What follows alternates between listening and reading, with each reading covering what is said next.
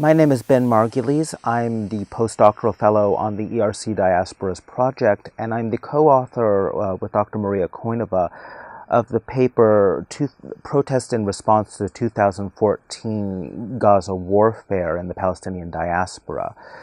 The core of our project here at the ERC Diasporas project is to examine how diasporas and their allies mobilize in response to political events in their homeland.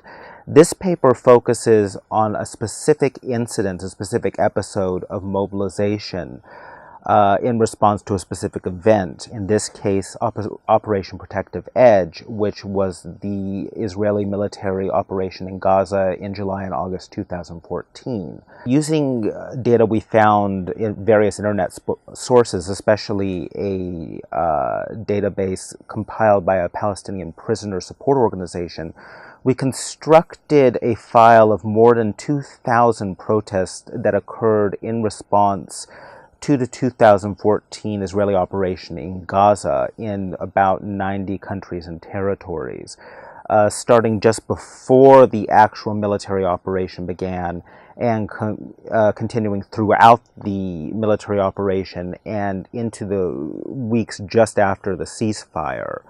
This is probably the first database of its size and of this degree of coverage, of comprehensive coverage. Although, of course, media coverage of protests is uneven. What we found was a number of interesting trends related to where these protests were occurring and who was sponsoring them. The first and most striking evidence that we found was that the vast majority of these protests occurred in the developed world, in the countries of Western Europe, Canada, the United States, Australia, New Zealand. Something like 75 or 80% of these occurred in developed countries. And in most of these countries, it wasn't necessarily Palestinian diaspora organizations or Palestinian political parties that were involved in organizing or publicizing or putting their names to these protests.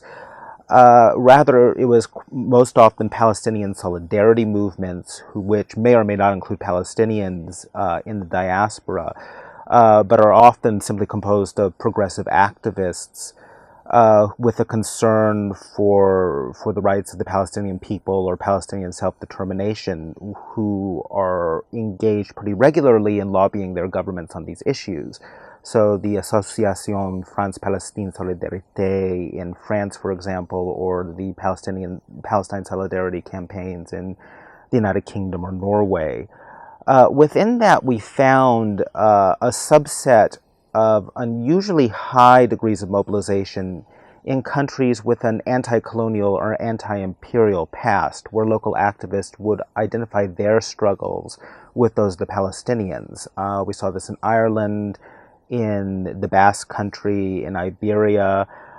We also saw this in Kashmir. So you see this sort of transnational identification and links developing.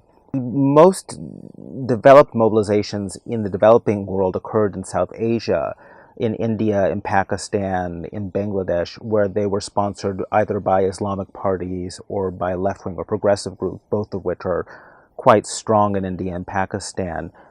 In South Africa, we saw, again, in the absence of a Palestinian diaspora, an identification with the Palestinian cause based on the anti-apartheid movement. So you had quite a number of protests there from South African civil society among people who identified with the Palestinians as allies from the apartheid era and as people suffering under an alien regime.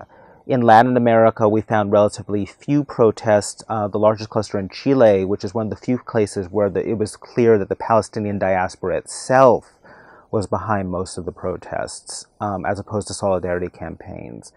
One of the few places where Palestinian parties were active. One of the most interesting findings, however, was discovering a region where mobilization was actually quite depressed, where there were relatively few protests, and this was the Middle East and North Africa, where most Palestinians outside Israel-Palestine actually live: Jordan, Lebanon, Egypt, so on. There were relatively few protests in these regions, something like about 3% of the total. This may have been because of political restrictions placed on protest by various governments in the region, certainly Egypt in the aftermath of the fall of Mohammed Morsi. Obviously, there were protests that might have occurred in Syria, didn't occur. It may also have been the result of uneven media coverage, though we did ask a graduate student from Morocco to look specifically at Arab sources. We also found relatively little mobilization in East Asia or Central and Eastern Europe, which was not that surprising given population patterns. And in Central and Eastern Europe, the relative weakness of civil society there. In total, to sum up, this paper is important because it's the first really comprehensive database we have of a single wave of diaspora protest, and it's the first that gives us a really good overview of the geographic dispersion of these protests, of who's organizing them, of where they're occurring in terms of which cities, which locations in which cities, for example, government buildings, embassies, houses of worship, so on. It's the first really comprehensive look at a single wave of protest, and it will be a really good basis for further research, either trying to comparing this wave of protest to earlier or later ones, or looking more detail at how local networks form and protest movements and engage in these sorts of activities. So I think it's going to contribute a lot to the study of diaspora politics and social movements.